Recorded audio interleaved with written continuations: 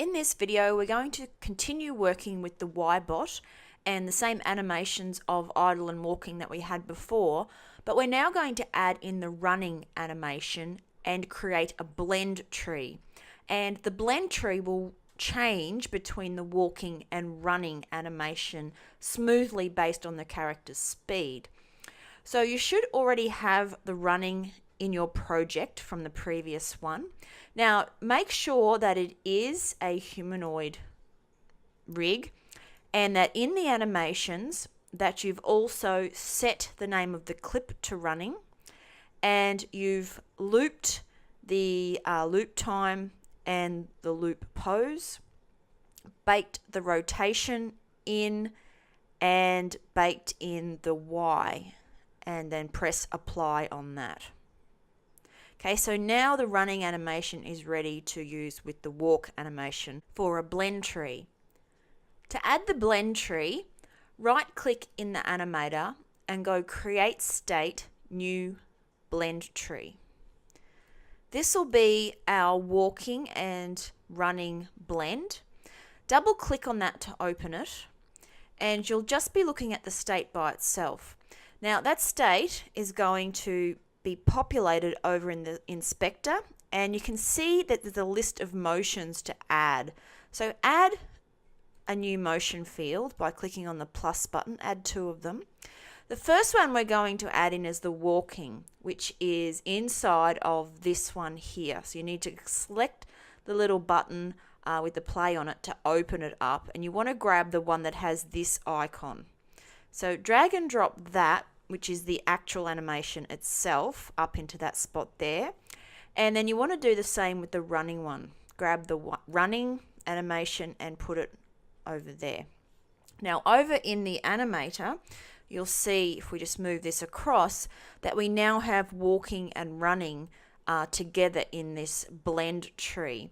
And if you have a look at the animation in the bottom here, the animations get blended using this little graph here. So this first part here is when there's a lot of walking, and this other part here, this bottom part here, is the running that you can see there. As we go through here, it actually blends them together. At that point there, you've got the same amount of running and the same amount of walking together.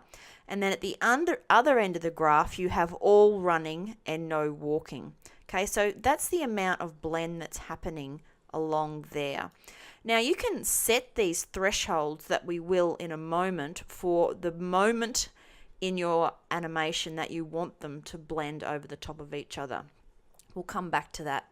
So let's go back to our main animation by selecting base layer up here, and we'll add our transitions to go to our blend tree. So first of all, we can delete our old transitions that we had with the walking from before and create new ones. So make transition to that blend tree, and in that transition itself you want to make sure you get rid of the exit time and add is walking true condition, and then coming back make transition, and it's going to be the is walking false and get rid of the exit time.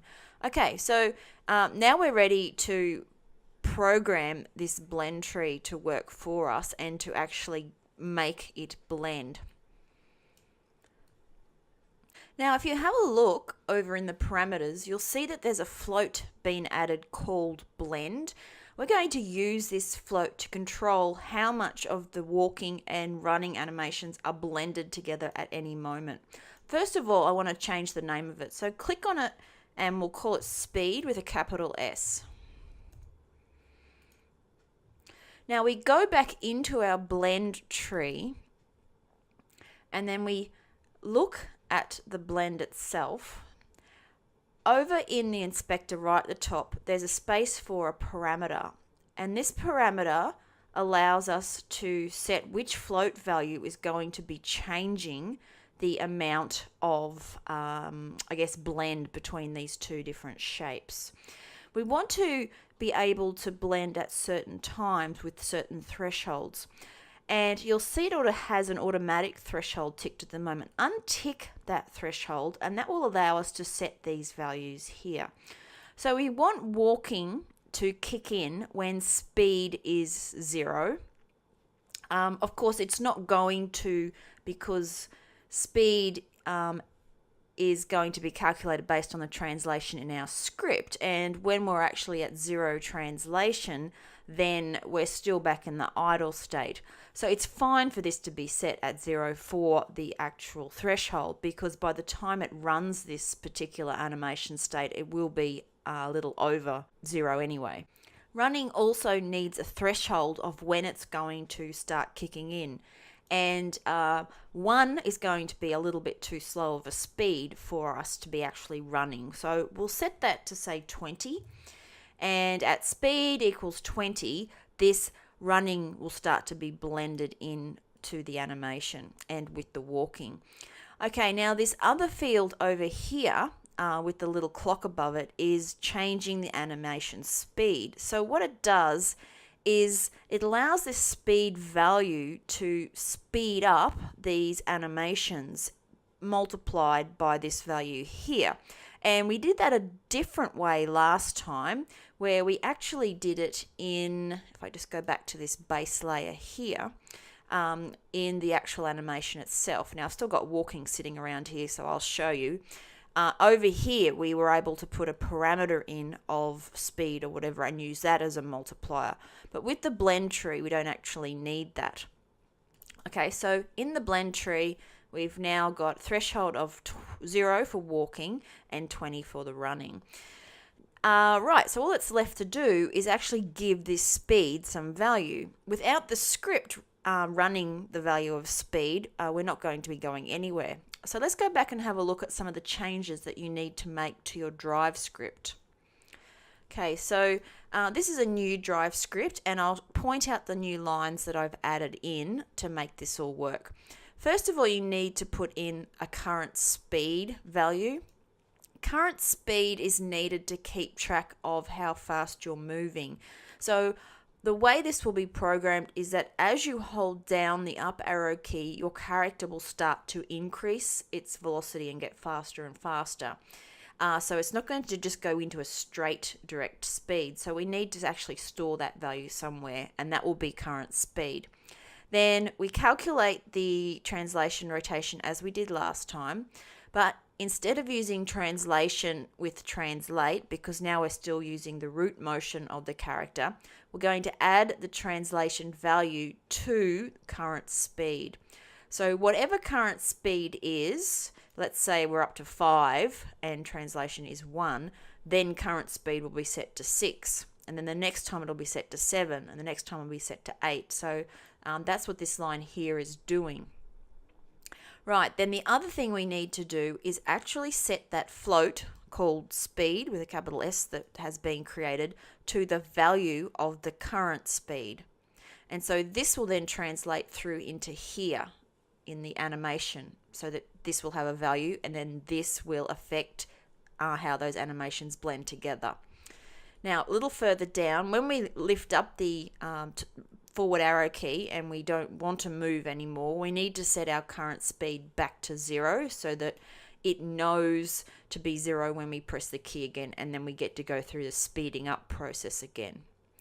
Alright, so make those changes to your code and save it with a Control S. This should still be attached to the YBot from the previous project.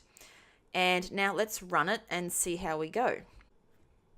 So as I press the up arrow key, I'll start to walk, but as that speed increases, the blending of the run will come in. Now we've currently set the threshold of the running to 20, so that's as fast as it's going to get. Even though this speed value gets faster and faster and faster, and there's actually no clamp on that, we've set the threshold to 20. So that's at the far range of this blend. If we want to increase that, then we need to set the running to, say, maybe 60. Hit the enter key to make sure that that sticks. And that makes this point at which walking and running are together in the same amounts at 30, which would be halfway. So now if we run it, you'll see that there's a slower transition between the walking and the running. And then about 30, we're going to have equal amounts. And then past that, we'll start to just be running. And we will get faster and faster until we reach 60 in our speed. Even though the speed value by the code is going up now past 100, we've still limited the threshold at which our bot will run, which is a good idea. So it stops it going incredibly fast.